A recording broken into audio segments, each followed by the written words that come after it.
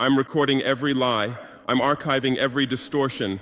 I am IBRAHIM Traoore, and today I'm pulling off your masks. Yes, you heard correctly. I, whom you call a young military junta leader, whom you brand as a dangerous radical, whom you serve up as an anti-Western dictator, am now telling you the truth. And this time you cannot turn off your microphones. This time you cannot turn away your cameras. This time your editors cannot cut this speech, because the world you monopolize no longer exists. Because millions will hear these words now, without passing through your filters, without being subjected to your distortions, without being muddied by your lies. I am 34 years old. Every day of my life, I grew up with your lies. As a child, I would watch Africa on television. Always the same images. Children with flies, dry lands, weapons, death. This is Africa, they told us. This is what Africa is. And we believed it. We were ashamed of ourselves. We were ashamed of our own lands, of our own people. But then I grew up. I read, I researched, I questioned, and I understood that the Africa you showed us wasn't real. The story you told us was a lie. The fate you imposed on us was a script you had written. For years, how have you portrayed Africa? How have you shown it? How have you sold it to your viewers? As if we were creatures who had no share of humanity. As if we were savages left outside of civilization. As if we were wretches waiting for you to save us. Every day, every hour, every minute, the same story plays on your screens. Hunger, war, disease, corruption, terror, chaos. These are the words that come to mind when Africa is mentioned.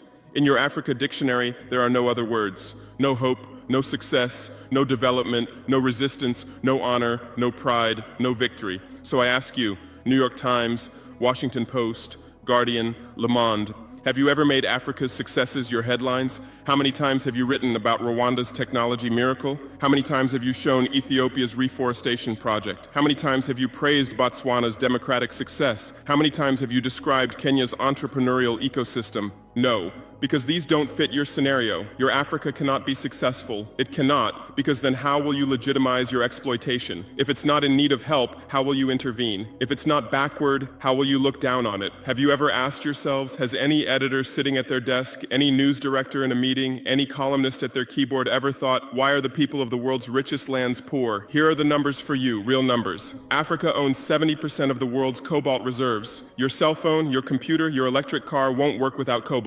This cobalt comes from Congo, but Congolese can't afford cell phones. Africa owns 90% of the world's platinum reserves. Catalytic converters, electronic devices, medical implants, they all need platinum. This platinum comes from South Africa, but South Africans are crushed by unemployment. Africa provides 30% of the world's gold production. Mali, Burkina Faso, Ghana, Tanzania. Gold flows like rivers from our lands, but our people swim in poverty. Africa supplies 65% of the world's diamond production. Botswana, Angola, Congo, Sierra Leone, billions of dollars worth of diamonds are extracted, but our miners live on $1 a day. Africa owns 35% of the world's uranium reserves. Niger, Namibia, South Africa. Nuclear plants run on our uranium. Paris lights burn with our uranium, but our villages have no electricity. And you still ask, why is Africa poor? No, the right question is, how was Africa kept poor while being so rich? Here's your answer. Colonialism didn't end, it changed shape. You used to come and occupy our lands. Now you come and establish companies. You used to take by force. Now you make agreements. You used to rule with the whip. Now you rule with credit. Let me give you concrete examples. With numbers, names, dates, but you'll never write about these. Glencore, Swiss-based mining giant, extracting cobalt in Congo. 2022 revenue, $256 billion, a tax paid to Congo, $500 million, that's 0.2%. Is this justice? Rio Tinto, British-Australian mining giant, extracting bauxite in Guinea, 20 million tons annually. What's left for Guinea? Environmental pollution and cancer. Total, now Total Energies, French oil giant, extracting oil in Angola, Nigeria, Congo.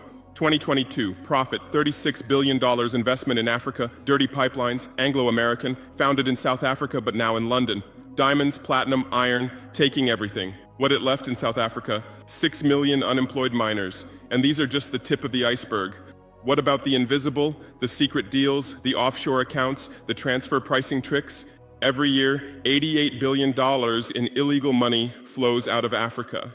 Who writes about this? Every year, $45 billion in aid comes to Africa. Everyone writes about this, but no one says Africa is not the continent receiving aid, it's the continent giving aid. While you zoom your cameras on swollen bellies, there is a huge system working Go and fact check everything so far said by IBRAHIM Traore. You will discover that he has said nothing but the truth.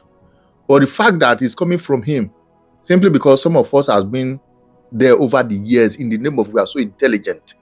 This is coming from Francophone country and we are Anglophone. Will not make us to see the need to do away with whatever devices they are using to convey this message across to the globe. Like I said in my previous post, if this were to be coming from the West, we will accept it the way it's been packaged to us. But today, everybody is trying to find out if this is really coming from him or not. Now, whether right or wrong, every analysis so far made by him, is it true? Then if it is true, there's need for all Africans all over the world to spread this. We never poor. God did not create us poor. God blessed us so much that the whole world can't do without us. But the fact that some few ones who felt they are intelligent have sold us out doesn't mean the majority do not have a voice. I want everybody to share this post. Let the whole world know that whatever has been happening over the years, right from the colonial era down to this era that we are, we all know the main truth. We own everything that feed some of these Westerners. They come and patronize us, give us this notion that whatever we have is useless to us. They take it and give us peanut in the name of asylum. Today, Africans want to run away from their continent by all means, seeing them as those who want to rescue us from the poverty, forgetting that this same set of people are the one dipping us into that same poverty we are trying to struggle ourselves from. I just hope and pray that God grant us the wisdom to understand this message clearly and spread it and make them to understand that we really know what is happening, just that we have some few leaders who were opportune to be at the helm of our affair that does not want to say the truth, who are so economical with the truth simply because of their own selfish interest. Kudos to IBRAHIM Traore, whether it's an English person or French person, provided the message is conveyed, get the message and forget about a means through which the message is being sent across. Whatever you think, drop your comment on the comment section. Once again, share and follow the page. Thank you as you do so.